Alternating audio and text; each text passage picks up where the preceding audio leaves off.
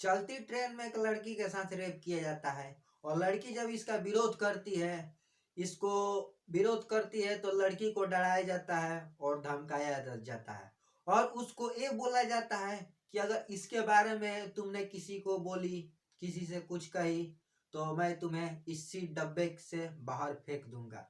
इतने बातें सुनने के बाद जो लड़की होती है काफी घबराई सी हो जाती है, क्योंकि अकेली लड़की जो थी वो अकेला सफर कर रही थी और ना ही किसी से कुछ कहती है और ना ही किसी से कुछ बोलती है। तो इस घटना को पूरी बारीकी से जानने और समझने के लिए आप हमारे साथ वीडियो में एंड तक बने रहे। तो चलिए चलते हैं और जानते हैं इस घटना को पूरे बर्दात के साथ। आप देख रहे हैं क्राइम सच तक। अगर आप हमारे इस वीडियो को फेसबुक पेज पे देख रहे हैं तो फेसबुक पेज को फॉलो कर लीजिएगा। अगर आप हमारे इस वीडियो को यूट्यूब चैनल पे देख रहे हैं तो चैनल को सब्सक्राइब कर लीजिएगा।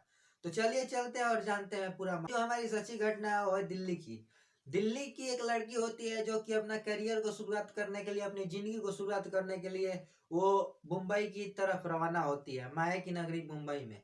और वो दिल्ली से ट्रेन में बैठती है और मुंबई जा पहुंचती है। मुंबई जाने के बाद वो वहां पे कोशिशें करती है कि उसको एक अच्छा रूम मिल जाए, अच्छा प्लॉट मिल जाए और अच्छी जगह मिल जाए। इसके लिए वो जगह जगह जाती है, जगह जगह ढूंढती है। तो उस लड़की को वहां पे डराया जाता है कि देखो ये माया की नगरी मुंबई है, यहाँ किसी पे भरोसा मत करना।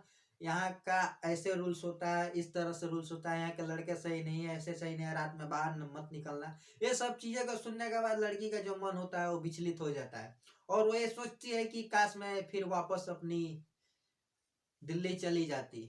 तो क्या करती है वो, अगली सुबह के समय में वो अपनी घर दिल्ली आने वाली ट्रेनें को चेक करती है और वो वहां से बैठकर दिल्ली की तरफ रवाना हो जाती है।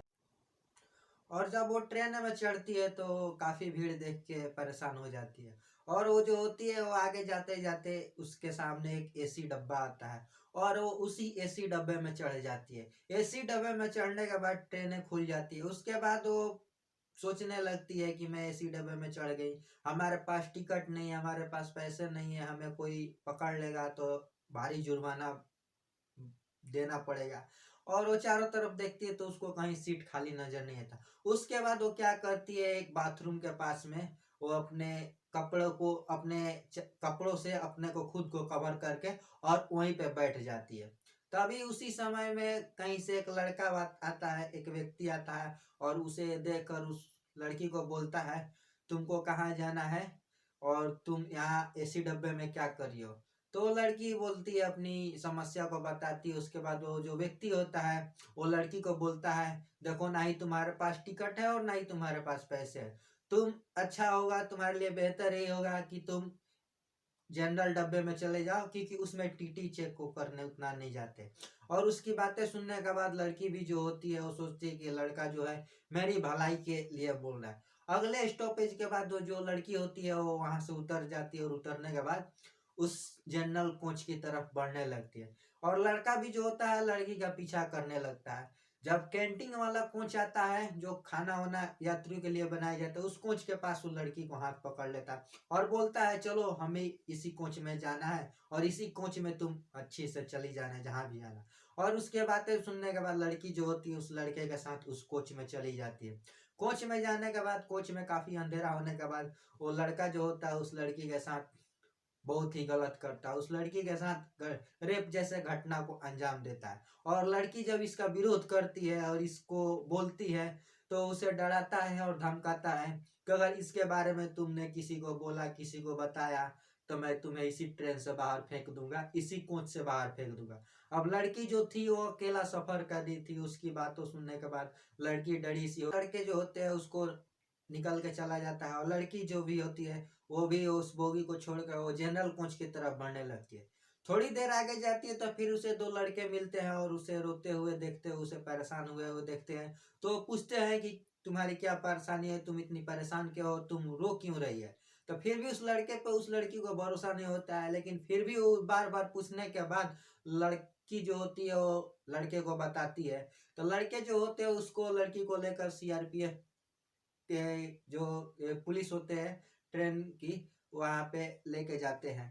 और लेके जाने के बाद जब अगले स्टॉपेज आता है तो उस लड़की के बातों को सीआरपीएफ का जो हेड होता है उसको बातों को सुनता है, समझता है। उसके बाद उस लड़के का लड़की से पूछता है लड़का कैसा था और किस कलर का शर्ट पहना हुआ था। तो लड़की जो होती है बोलती है कि लड़का जो था ब्लू कलर के शर्ट पहना हुआ था। और पूरे बोगी को छानबीन मारने के बाद जो पूरे ब्लू कलर के शर्ट जो भी पहने हुए थे करीब 35 से 40 व्यक्ति थे। सभी व्यक्ति को उतार लिया गया था और उस लड़की से पहचान कराया गया था। फिर भी उसमें से कोई व्यक्ति नहीं मिला। फिर जब गाड़ी झांसी आती है तो झांसी भी यहाँ भी चेक होती है, तो लड़का जो होता है वो झांसी में पकड़ा जाता है। टेस्ट करके जो रेलवे की सीआरपीएफ की टीम होती है वो पास के ही थाने में सौंप देती है। उसके बाद लड़के का जो आगे का कार्रवाई होता है वो शुरू हो जाता है और लड़की जो होती है वो अपने घर चली जाती है।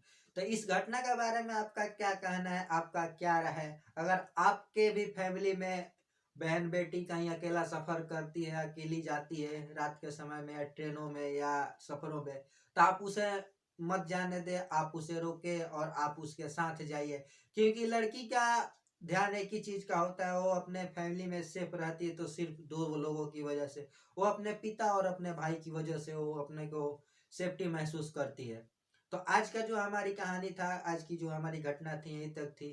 तो आप तो हमारा वीडियो बनाने का मकसद किसी को हैरान और परेशान करना नहीं है और किसी को भावनाओं को ठेस पहुंचाना नहीं है। हमारा वीडियो बनाने का मकसद है कि सफर करते समय ऐसे ऐसी दरिंदों और ऐसे ऐसे हैवानों से आप लोग सतर्क रहे और अच्छे से रहे और स्वस्थ रहे और ऐसी ऐसी घटनाओं से बचे।